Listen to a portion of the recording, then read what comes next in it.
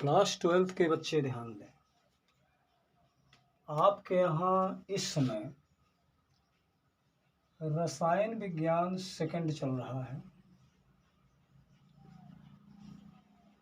और रसायन विज्ञान सेकंड यानी केमिस्ट्री सेकंड पेपर में अभी तक बताया जा चुका है हैलो एल्केन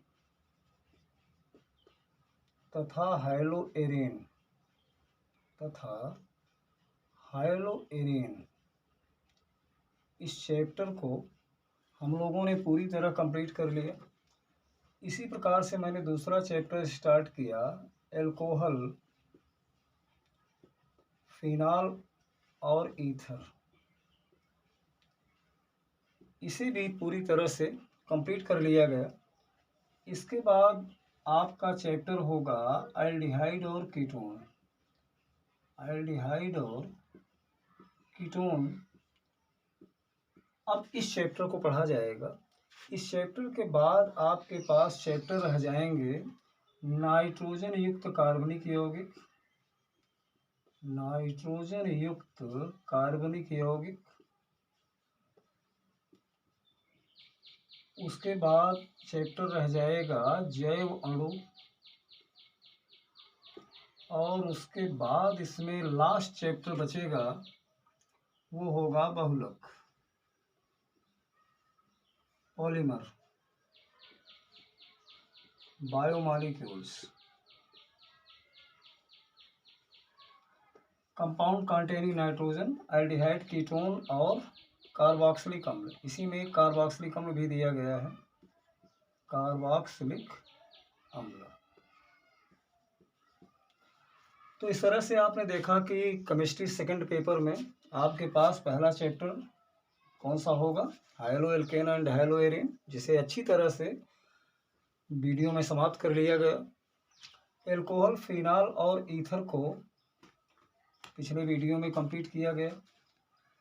एल्डिहाइड और कीटोन इसके बाद वीडियो स्टार्ट होने वाला है, एल्डिहाइड और कीटोन पर बेस्ड एंड कार्बोक्सिलिक एसिड के बारे में। इसके बाद होगा नाइट्रोजन युक्त कार्बनिक यौगिक, देन लास्ट जैव मॉलिक्यूल और बहुलक होंगे। इसके साथ पूरी तरह से केमिस्ट्री सेकंड पेपर को समाप्त कर लिया जाएगा। अब इसके बाद देखिए यहाँ पर हम लोग स्टार्ट करेंगे आज के इस वीडियो में एल्डिहाइड और कीटोन और कार्बोक्सिलिक अम्ल। ये अपना होगा न्यू चैप्टर। तो आज स्टार्ट करिए एल्डिहाइड, कीटोन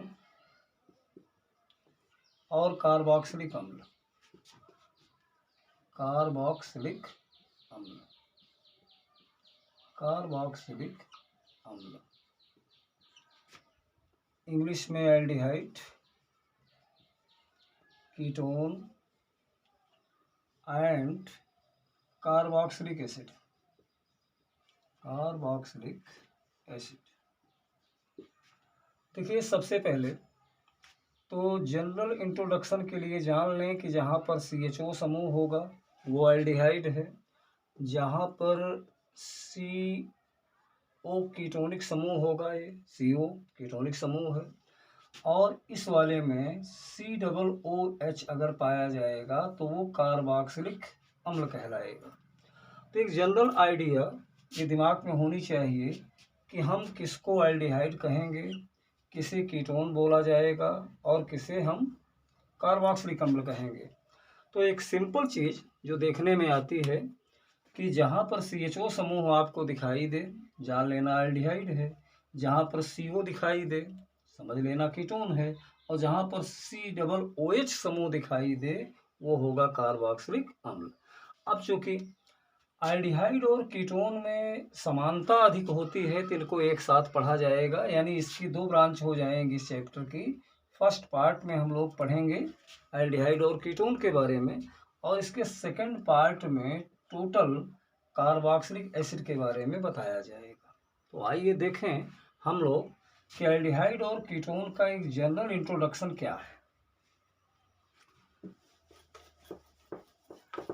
देखिए एल्डिहाइड और कीटोन को हम लोग सामूहिक रूप से कार्बोनिल यौगिक कहते हैं। तो आइए देखें कि अगर दोनों को हम एक नाम देते हैं, वो है कार्बोनिल यौगिक। कार्बोनिल यौगिक कहा जाता है इसको कार्बोनिल कंपाउंड। कार्बोनिल कंपाउंड किसको कहा जाता है? एल्डिहाइड प्लस कीटोन दोनों को, एल्डिहाइड प्लस कीटोन दोनों को अगर एक नाम से जाना जाता है तो वो है कार्बोनिल यौगिक। अब ये कार्बोनिल यौगिक क्या होते हैं? अगर इसे डिफाइन करना पड़े तो आप कहेंगे कि द्विसंयोजी समूह से द्विसंयोजी समूह में जहाँ कार्बन और ऑक्सीजन के मध्य द्विबंध उपस्थित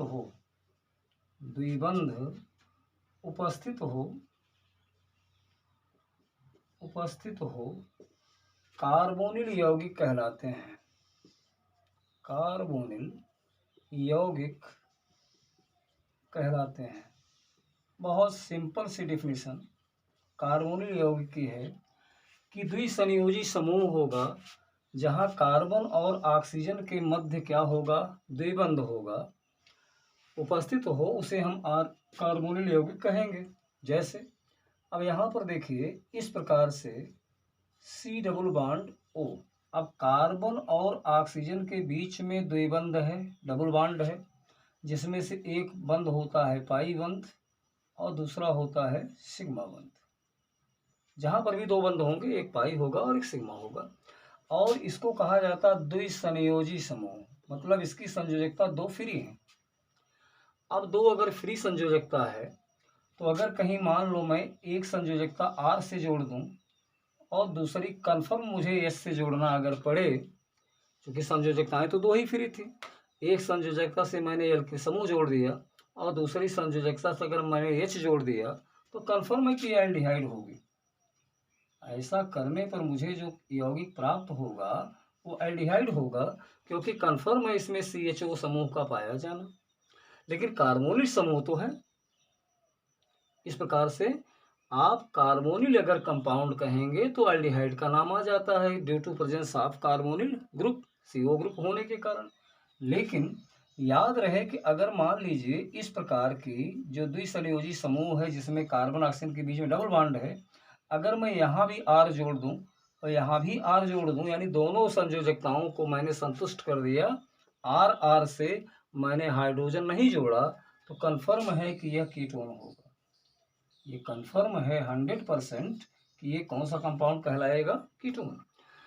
तो याद रहे कि कम से कम एल्डिहाइड में जो द्विसंयोजी समूह होता है उसकी एक वैलेंसी तो हाइड्रोजन द्वारा सेटिस्फाइड होती है, लेकिन जब आपके उस द्विसंयोजी समूह में उसकी दोनों संयोजकताएं एल्किल समूह द्वारा संतुष्ट हों, इसका मतलब उसे कहा जाएगा कीटोन। अब आइए देखते हैं कि कीटोन की परिभाषा और एल्डिहाइड की परिभाषा और किस प्रकार से दी जा सकती है। जैसे यहाँ पर ये कह सकते हैं कि एल्डिहाइड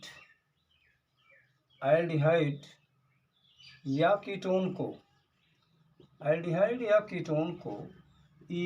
का व्युत्पन्न माना जा सकता है। एल्केन का व्युत्पन्न माना जा सकता है। डेरिवेटिव ऑफ एल्केन्स, एल्केन का व्युत्पन्न इंग्लिश में डेरिवेटिव ऑफ एल्केन। कहने का मतलब कि एल्केन का अगर हाइड्रोजन को निकाल करके कुछ और पदार्थ को जोड़ दिया जाए तो हो सकता है कि एल्डिहाइड या कीटोन का फॉर्मेशन हो जाए। तो एक परिभाषा इसकी ये भी है कि एल्डिहाइड या कीटोन को एल्केन का व्युत्पन्न माना जा सकता है। कैसे? मान लीजिए कि एक इस प्रकार का कंपाउंड मैंने लिख दिया इस तरह से, तो ये तो 100% श्योर है कि ये वास्तव में मीथेन होगा, और मीथेन हम जानते हैं कि कोई एल्केन है। अब क्या करिए कि मीथेन के इन दोनों हाइड्रोजन को निकाल दो। ये दोनों हाइड्रोजन को निकाल दिया जाए। ये देखिए इस प्रकार से दोनों हाइड्रोजन को कट कर दीजिए और इसकी जगह पर एक ऑक्सीजन को इंट्रोड्यूस कर दिया जाए, एक ऑक्सीजन जोड़ दिया जाए। तो कन्फर्म है कि कंपाउंड देखिए इस प्रकार से नजर आएगा और ये होगा फॉर्मेल्डिहाइड। ये बन गया फॉर्मेल्डिहाइड, यानी एक प्रकार की एल्डिहाइड है, सबसे छोटी एल्डिहाइड होती है फॉर्मेल्डिहाइड। तो कहीं न कहीं CHO समूह इसमें पाया गया। अब एक वैलेंसी हाइड्रोजन द्वारा और संतुष्ट की गई तो फॉर्मेल्डिहाइड हो गया। इसी प्रकार से अगर कहीं मैं CH3 ले लूं और इसके बाद इस तरह से H और H यानी इथेन ले लिया जाए। अब अगर इथेन लिया जाए और इथेन में से जैसा कि मैंने ऊपर किया है 2 हाइड्रोजन को निकाला है, अगर 2 हाइड्रोजन को इसमें से माइनस कर दो और एक ऑक्सीजन को उसके बदले में जोड़ दिया जाए तो कंपाउंड हो जाएगा CH3 CH double bond O यानी एसीटैल्डिहाइड। एसीटैल्डिहाइड हो गया।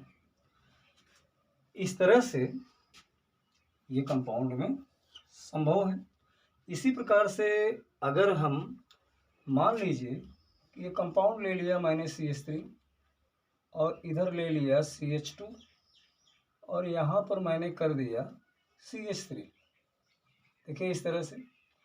और यहाँ पर अब इसको ऐसा लिखा जाए अगर तो कोई दिक्कत नहीं होगी इस तरह से। वैसे ये प्रोपेन है, वैसे तो यह प्रोपेन है और प्रोपेन में से आप वही काम करिए कि दोनों हाइड्रोजन को निकाल दीजिए और उसके बदले में एक ऑक्सीजन का परमाणु जोड़ दीजिए, क्योंकि ऑक्सीजन का परमाणु तो खुद डाईवैलेंट है, द्विसंयोजी होता है, तो इसकी दोनों वैलेंसी को कवर कर लेगा वो कंपाउंड। देखिए यहाँ पर बन जाएगा CH3, यहाँ CH3 डबल बॉन्ड O।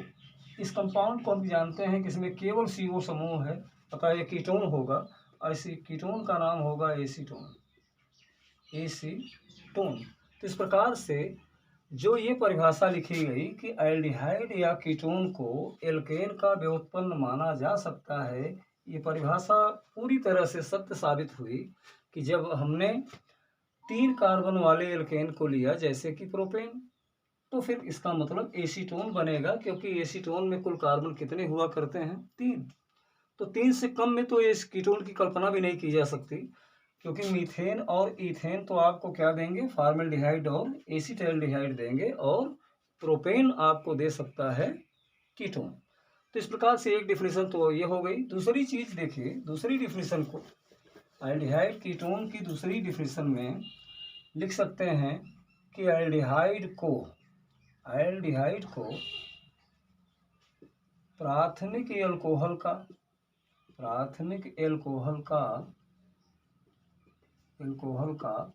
प्रथम ऑक्सीकरण उत्पाद, जबकि कीटोन को द्वितीयक एल्कोहल का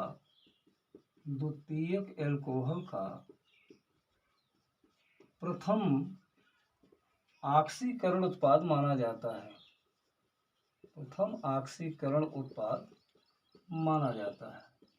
अगर ये पूछा जाता है कि एल्डिहाइड और कीटोन से आप क्या समझते हैं, तो कन्फर्म है कि एक डेफिनेशन दे करके आपको सेटिस्फाइड करना होगा एग्जामिनर को बोर्ड एग्जाम में, और उसके लिए बहुत ही कारगर साबित होगी परिभाषा कि एल्डिहाइड को प्राथमिक एल्कोहल का प्रथम ऑक्सीकरण उत्पाद माना जाता है, जबकि कीटोन को द्वितीयक एल्कोहल का प्रथम ऑक्सीकरण उत्पाद माना जाता है। अब इस परिभाषा को देखा जाए कि कैसे। प्राथमिक एल्कोहल का एक उदाहरण लेते हैं, मान लीजिए हम CH3 CH2OH, एथिल एल्कोहल हम लोगों ने पढ़ लिया है, ये एथिल एल्कोहल होगा, और जो कि एक प्राथमिक एल्कोहल है, प्राथमिक एल्कोहल।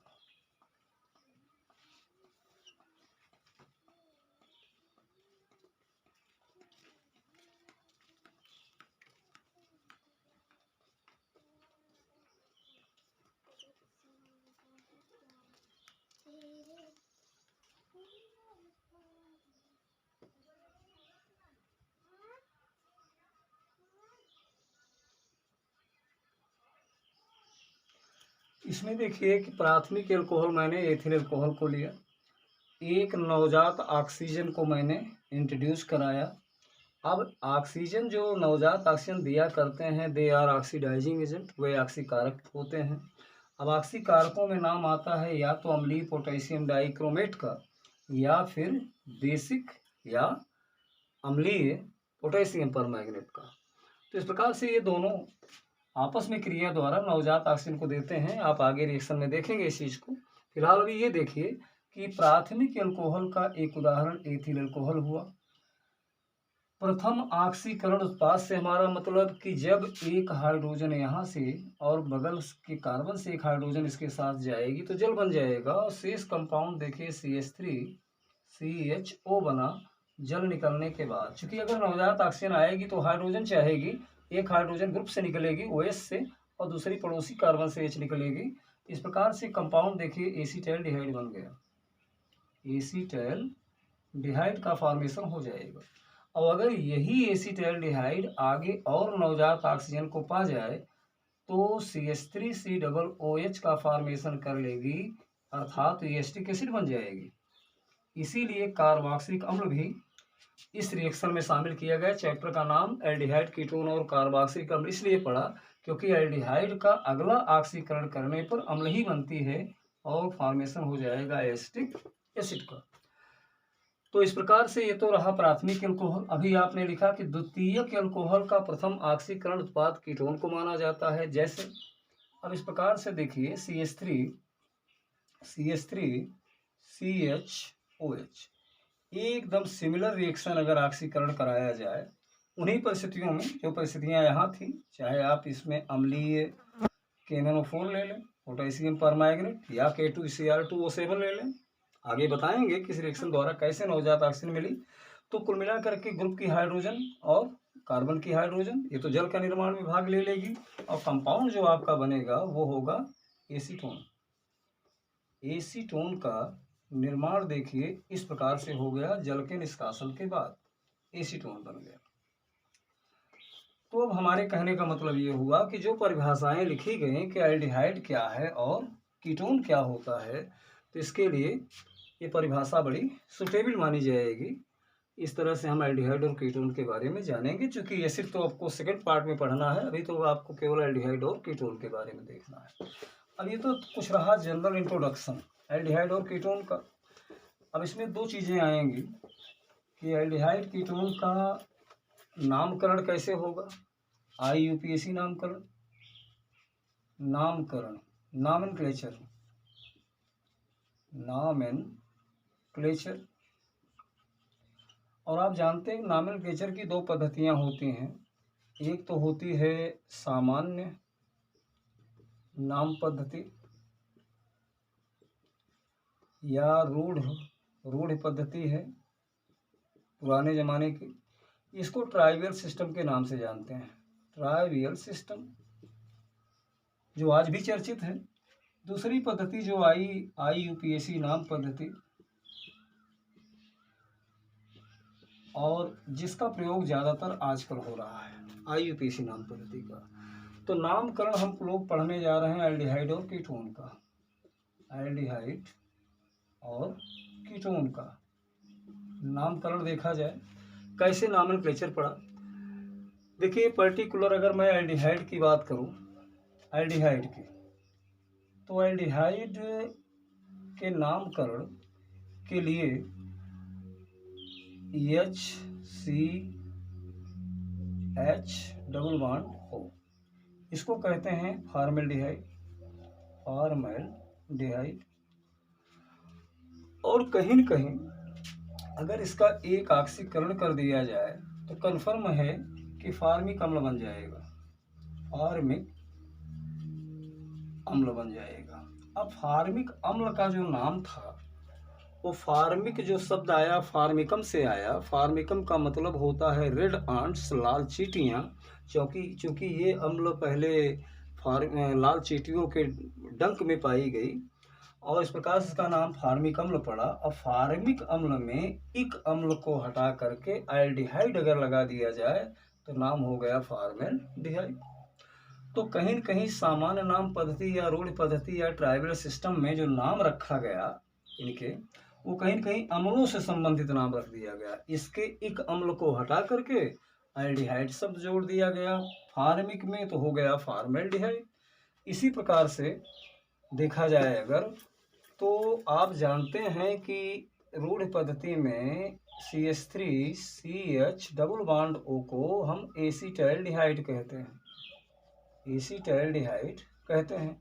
अब अगर ये पूछा जाए कि इसका नाम एसीटाइल्डिहाइड क्यों पड़ा, तो आपको ये कहना होगा कि इसका ऑक्सीकरण जब कराएंगे तो हमारे पास मिलेगा CH3 C double bond O OH, जिसको हम एसिटिक एसिड कहते हैं।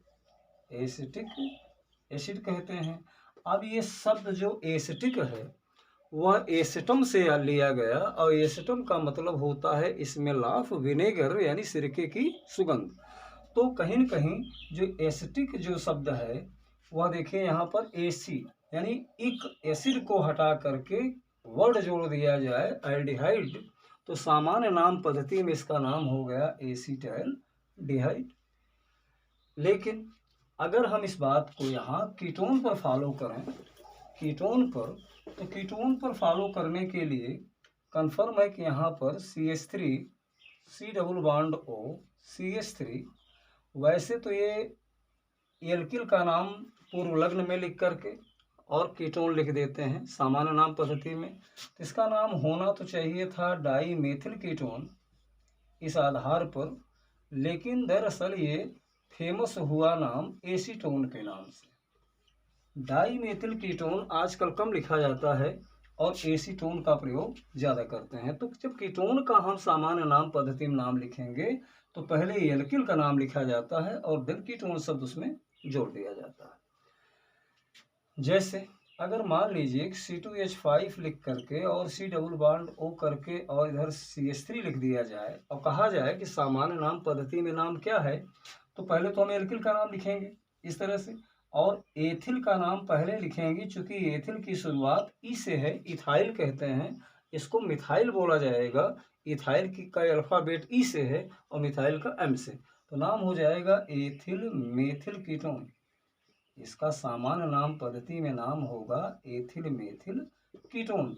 लेकिन IUPAC नेम आने के बाद ये नाम सामान्य नाम पद्धति या रूढ़ पद्धति के काफ़ी कम हो गए लिखना इनका, और इसलिए अब देखा जाए कि IUPAC नाम जब लिखा जाएगा तो कैसे लिखा जाएगा एल्डिहाइड कीटोन का IUPAC नेम। IUPAC नेम में याद रखें कि अगर एल्डिहाइड है, अगर आप एल्डिहाइड ले रहे हैं तो उसमें एल्क धन एन और प्लस इसमें अल शब्द जोड़ेंगे। अब एल्क का मतलब एल्केन के डेरिवेटिव हैं एल्डिहाइड, तो एल्केन हो गया। एल्क धन एन बराबर एल्केन, इसी में अल शब्द जोड़ा जाए तो एल्केनल हुआ, एल्केनल। तो IUPAC में केवल एक वर्ड जानिए कि एल्डिहाइड को हम IUPAC में एल्केनल मानते हैं। जैसे HCHO, इसका अगर IUPAC नाम देखा जाए तो केवल एक कार्बन है, एक कार्बन में एल का क्या होगा मेथ, मेथ में एन जोड़ोगे मीथेन, और मीथेन में अल शब्द जोड़ा जाएगा मीथेनल, इसका IUPAC नेम हो जाएगा मीथेनल।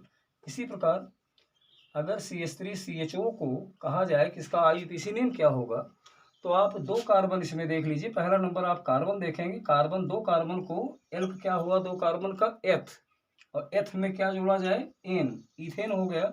अब इथेन में अल जोड़ दो तो नाम हो गया IUPAC में इथेनल।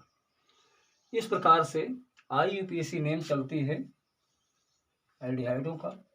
और कीटोन के लिए, कीटोन का अगर IUPAC नेम देखना है तो जैसे CH3 C double bond O CH3, अब ये एसीटोन है जो कि इसका साधारण नाम है, लेकिन इसका IUPAC नाम जब लिखेंगे तो इसमें कार्बन को काउंट करेंगे, कुल टोटल कार्बन कितने हैं 3, और 2 नंबर पर क्या लगा है ओन, तो इसका नाम हो जाएगा 2-प्रोपेनोन, 2-प्रोपेनोन, यानी prop means 3 carbon, prop plus N, और इसमें क्या जोड़ा गया ओन शब्द।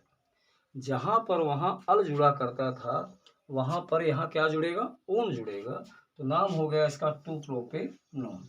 इसी प्रकार से अगर हम और कीटोन का IUPAC नाम देखें, जैसे मान लो कि ये कंपाउंड CH3, यहाँ C डबल बॉन्ड O, ये हो गया CH2, ये हो गया CH3, और आपसे कहा जाए कि IUPAC नेम क्या है इस कीटोन का, तो अब यहाँ से अगर नंबरिंग करेंगे तो 1 2 3 नंबर पे कीटोनिक ग्रुप मिल रहा है, जो कि लॉन्ग डिस्टेंस हो जाएगी इधर से 1 2, तो नंबरिंग आपकी सही इधर से मानी जाएगी 1 2 3 4, तो ये हो जाएगा 2, और 4 कार्बन मतलब ब्यूटेन में होते हैं, तो ये हो जाएगा butanone, 2 butanone. This will be IUPAC name of our ketones.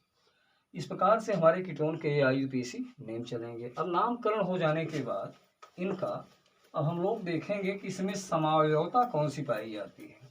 Isomerism, समावयवता, क्योंकि जहाँ IUPAC नामकरण होगा वहीं पर समावयवता भी होगी, इसलिए देखा जाए कि समावयवता आइसोमेरिज्म कौन सी होती है इसमें।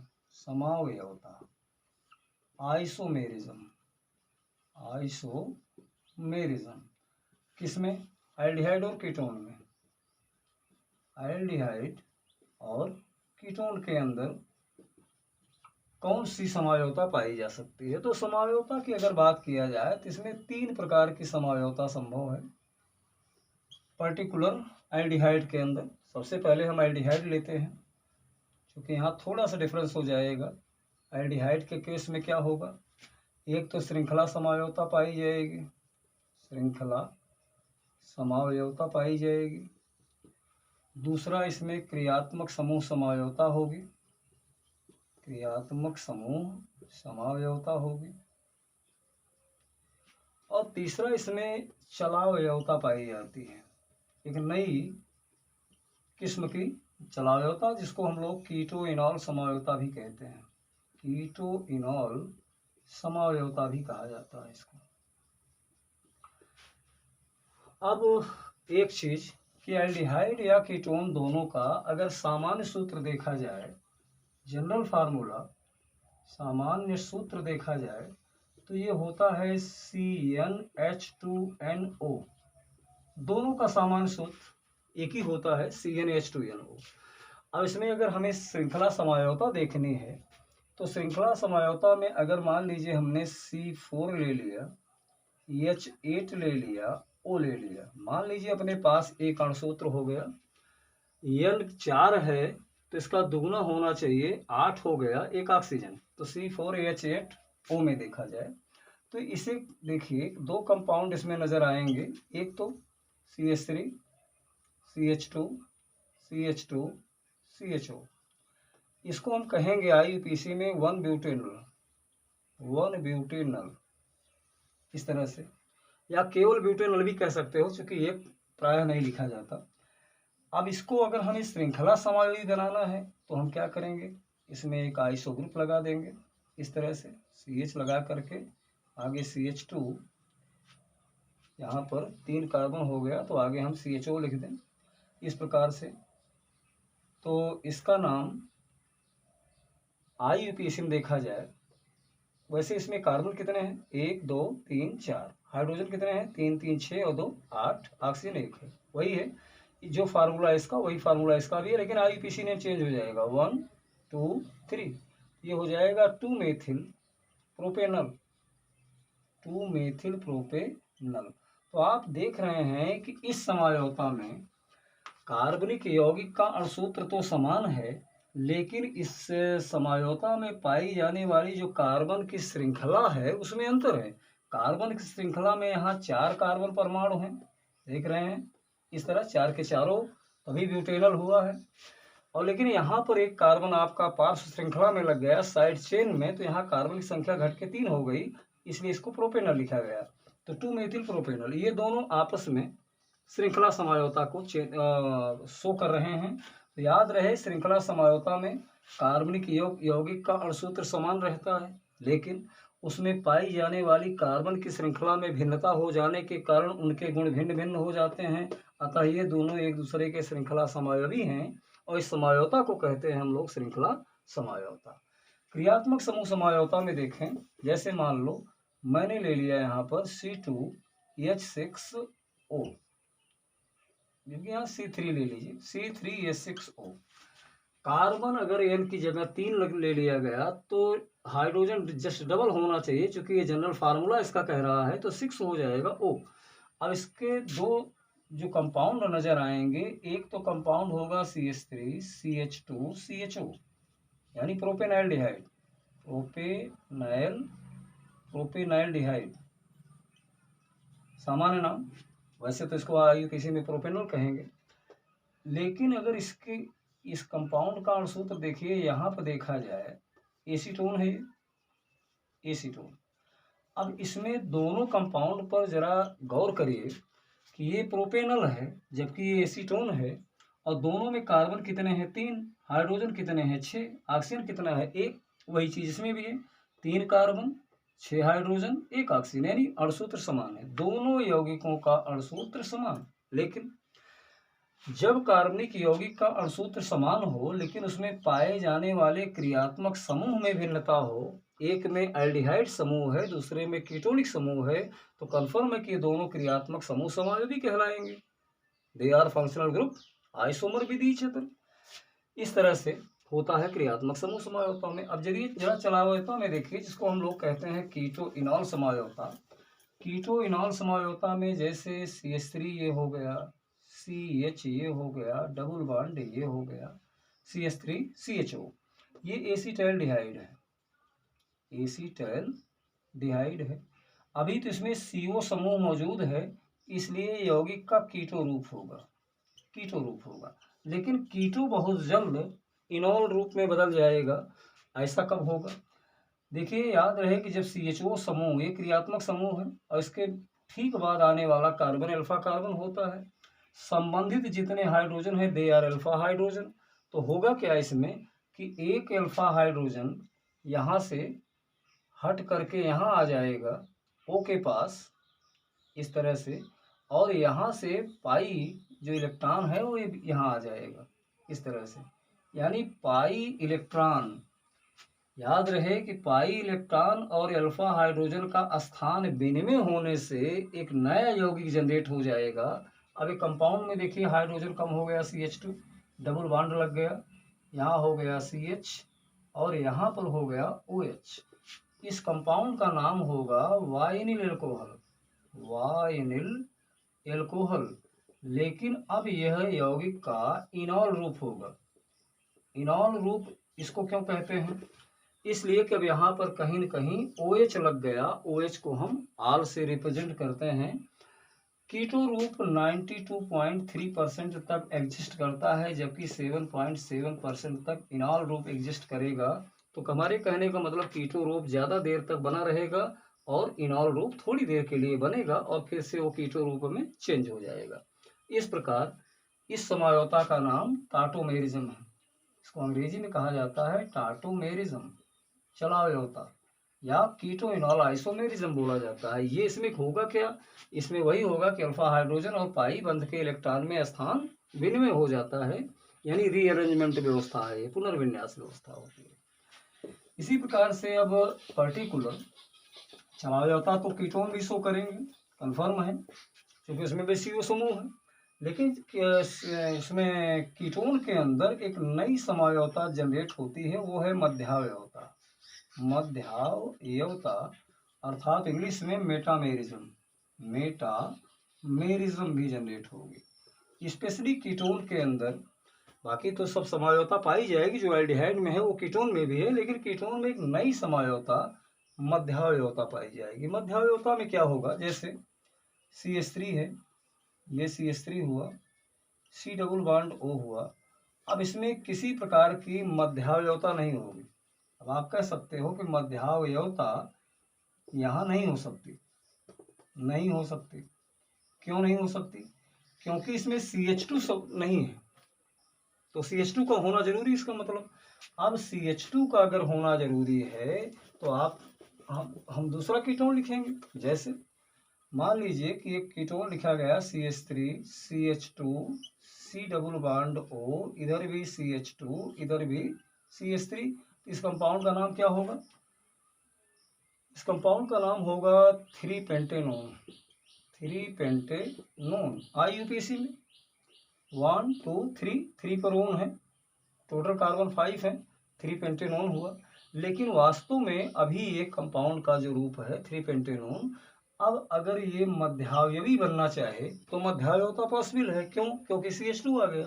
अब CH2 का क्या करो, डिफरेंस कर दो, यानी एक CH2 एक जगह से उठा के दूसरी जगह कर दीजिए, तो एक जगह कम हो गया, दूसरी जगह ज़्यादा हो गया। अब कंपाउंड हो गया CH3, यहाँ हो गया C डबल बॉन्ड O, इधर हो गया CH2, इधर हो गया CH2, यहाँ हो गया CH3।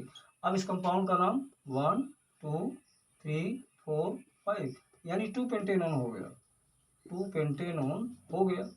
तो अब इसे चाहे आप स्थान समझौता कहें या मध्यावयवता, चूंकि मध्यावयवता में एल के समूह में CH2 का अंतर हो जाता है, यहाँ CH2 घट गया और दूसरी जगह CH2 बढ़ गया।